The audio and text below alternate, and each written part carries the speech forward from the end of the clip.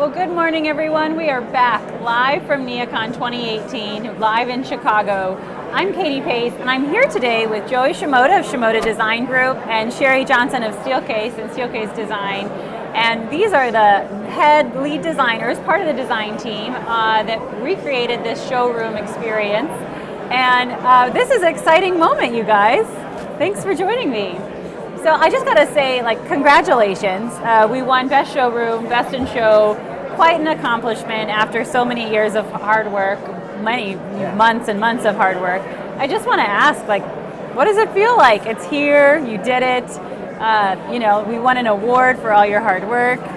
How does it feel to be done and to be here and to be in this moment? You know, Katie, there's nothing like starting out with an award before you even open the showroom. So that's a real great vote of confidence that we're doing something really different and good. Yeah, I'm just glad that people are here and appreciating it. Yes, it's here. All your hard work can be seen now. What a nice moment. Well, congrats again. So I want to talk about, this year we added the Work Cafe to the Steelcase Work Cafe to the Chicago WorkLife experience. And that's two different spaces, but they're really connected and they're really important. So talk about how these two spaces come together to be one experience. So as we were beginning the design of this project and we were looking at the expansion really into this whole east side of the merchandise mart, it really, some of the ideas of our collaboration from 2008 about the Steelcase experience and how customers and our audience look at all of our products, really we pull those ideas forward. Yeah. So the work life piece, being able to look at what we have in this existing space and leverage the infrastructure that's here, the body that's behind us and those elements, and then as we moved in, we needed to renovate the existing other showrooms when we expanded. It was really creating an opportunity to demonstrate kind of our what we believe really is a range of our types of spaces that are not only just for collaboration and focus, which are here in the work life, but also those other kind of spaces that support well-being and kind of the social connection of people that are really important for work, the soft skills side of work, not just the performance side of collaboration. So we really are being able to demonstrate really a much broader range of types of spaces, and then the architectural backdrop is very important for helping an audience like this who within it's so packed. You really have to understand the space visually, and they really have to tell a story without having to listen to a docent speak, and so it's really about what you can visually capture really quickly.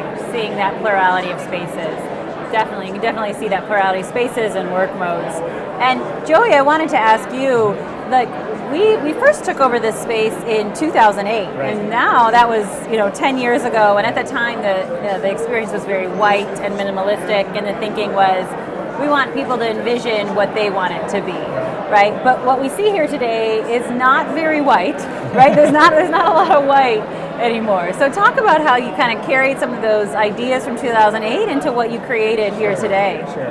And so, I love when you started out the conversation talking about how long we've been working on this. So really it's been more than 10 years, and even 2 years before that. So the conversations we were having are always about what's going on in the world of design. What is the world looking at? What is important to people? And at that time, the idea about architecture was still a little bit separated from this idea of workplace and being inside. And so they kind of were able to stand a little bit alone. What we found now is that they have to completely work together and we respond to each other, because we don't separate work and life anymore. We blend them together. Yeah. And so looking at that and thinking, well, how do we evolve? What I like about this showroom is I don't think of it as an addition because we got more square footage. I think of it as a completion. Yeah. That all these ideas that we had are able to gel and be a little bit more tactile and more current. And I think the tactility was really what we were looking for. I can see a material and be intrigued. I can touch a material and be intrigued. And so that's why there's nothing that's all white anymore. Yeah, well, it's beautiful. I mean, it's just beautiful. I love what you guys done. And so there's two major architectural elements I want to have you guys speak to in both the showrooms. The first one is what we lovingly call the body, or in the cafe here, and then the other one is what we call the Woody, which is outside the work cafe. And so for those of you at home that are like, what's the Woody? We will be giving you a tour of this space. Stay tuned for later on that. But right now I want to have you guys talk about that and some of the architectural elements, and then how you also carried elements of this space through to the other space, and vice versa, how you made them similar experiences. Would you like me to start? You to start. Maybe I'll just give the context of why these two elements are situated where they are. Yeah. So what's important for us is as people come to this end of the building and get off the elevators, is we really wanted to have two anchor points. Okay. And the body was an anchor point for us here in 2008, and we can talk in a minute about how we've transformed that in the backdrop. But then to have another anchor point that would draw people through to the work cafe, and the form language of those two things, and how you see a continuation, but it's also not redundant. It's not exactly what we did in 2008. So it was really important to get you to pull you through and have two things that are very visually rich, and make people curious to want to explore, and spend more time, especially in an event like NeoCon. How do we get people to actually want to spend more time in our showroom compared to where they go? So much of what you do see is that rich layering of the things that we've added to be able to get people to engage and spend more time in our space.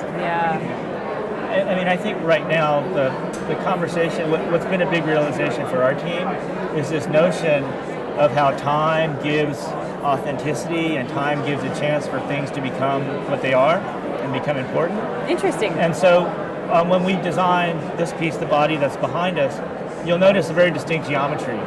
So at that time we were talking about geometry and how it related to Steelcase as a company. That there was small parts of Steelcase, big parts of Steelcase, but that the geometry of all of you together makes something bigger. Oh, so it was a little bit about DNA. So that's why there was such a strong geometric idea. Okay, yeah. And now we still like that idea, because I think it's a very strong way of talking about your company.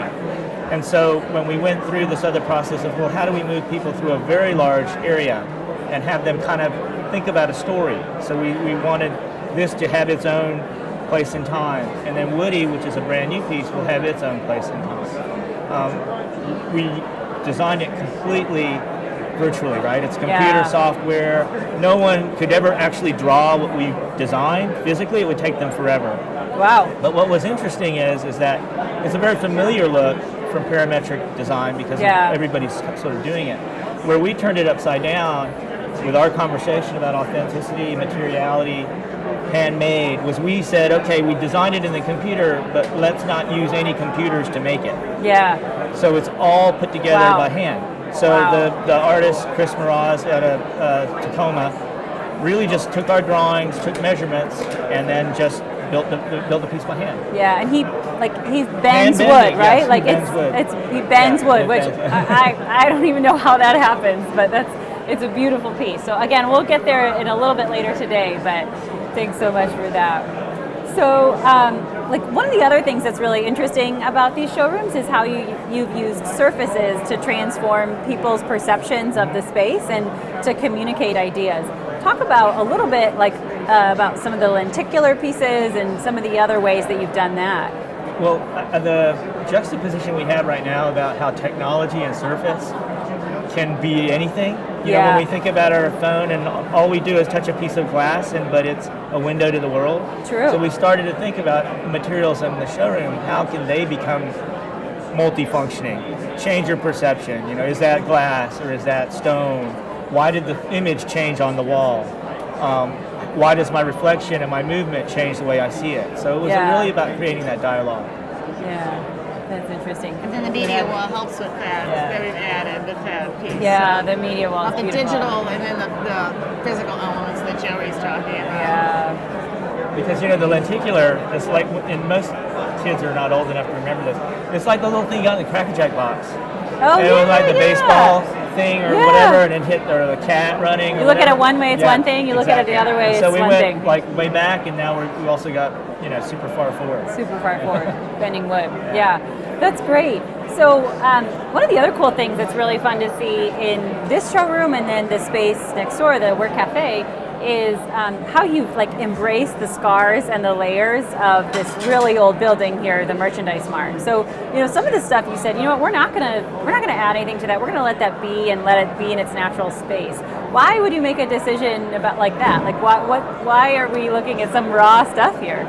So one of the things that we did early on, still while we're designing the space, is we went ahead and started the removal of and doing the demolition of the north space. So that allowed us time as we were beginning demolition to things uncovered or discovered. Yeah. To say, hey, let's review that. That looks like an opportunity. So in lieu of saying let's cover that up, it's imperfect, we said how do we actually embrace that? Yeah. And it becomes kind of interesting because the Merchandise Mart is a very historic, very old building. Yeah. And we were actually saying that actually creates an interesting understanding for people who experience architecture and space to be able to understand that architecture is so permanent. So the choices that we have to make about where we invest money, what details we do, you can either choose to try to take, I say, eraser to it, like pretend like it never happened, or you say, you know what, as a society and as a people, this is what we do, and buildings are actually an example, interior spaces of things that humans have done over time to space, and we can embrace that, and then we can add new contemporary things like the woody and the kitchen and the porch. There's things that we can add layers to it in a more creative way. It's really cool. To create this understanding of not just Steelcase as a company, but as individuals and what we do to physical objects and buildings over time. Yeah. That's really cool. I think when you talk about leaving something alone, it was really about us saying, what is the real personality of the space? What's the real flavor?